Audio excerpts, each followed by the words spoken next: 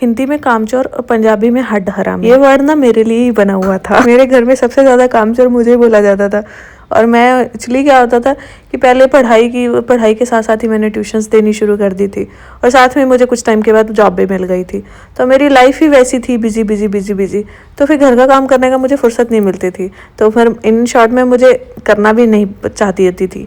तो इसलिए मुझे सब बोलते होते थे ये कामचोर है, तो हड्ड हरामी है, तो की गुजारा होएगा। और मेरी मम्मी बोलते होते थे कि इसको वहाँ देना है जहाँ कोई काम ना हो।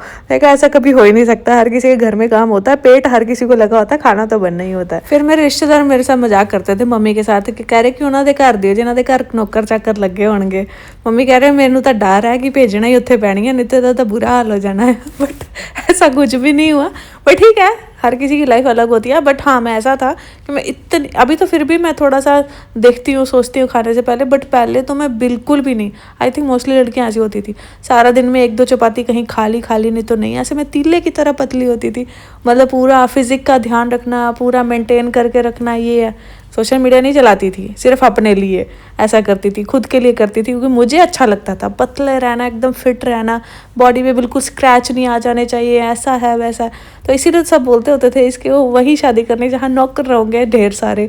मैं कहा चलो कोई बात नहीं, देखा जाएगा जब किस्मत आएगी। बट हाँ, मुझे कैसे किसी ने मैसेज किया कि आप जब देखो खाना खाने की बातें करती रहती हैं, तो मैं ऐसी नहीं थी। अभी मैं सिर्फ खाना ही करती रहती हूँ, क्योंकि बनाना भी होता है। और मुझे लगता है कि हाउसवाइफ की लाइफ तो ऐसी होती है, उसको खाना बनाना होता है, उसकी ज़िंदगी सारी कड़छियाँ और कढ़ाइयों में ही निकल जाती है। सो मैं कुछ नया नहीं कर रही हूँ। हाँ, बट ऐसा होता है कि काम करना, जब आप कंटिन्यूसली काम करते रहते हो तो आपको भूख लगती है। तो ऐसा तब होता है कि कौन और कुछ बनाए, जो बना फटाफट चुप करके खा लो। तो बस यही डिफरेंस आ जाता है शादी के बाद, और कुछ ज़्यादा डिफरेंस होता नहीं है। हम आए तो थे हाइपर मार्केट, नग्गे को मतलब राशन सुटवाने का टाइम आ गया था। बट जब नग्गे को देखा तो वो पीछे सो गया। तो हस्बैंड गेम खेलने लग पड़े, बोले तू जा, तू सामान लेके आ। अब मैं अकेले तो कुछ नहीं, देखो यार इतना सामान होता है, आटा चावल ये सब कुछ है। तो मुझे ना एक्चुअली चावल पसंद नहीं है, तो मुझे चावल की वैरायटी मेरे हस्बैंड को कौन सी अच्छी लगती है मुझे ज़्यादा आइडिया नहीं, क्योंकि वो हर 2-3 टाइम के बाद चेंज कर देते हैं। तो चावल का मुझे कोई आइडिया नहीं था, इसलिए मैंने चावल लिए नहीं। मैंने बोला कि आप चलो, कह रहे मैं बाद में आऊँगा, बट वो आए नहीं।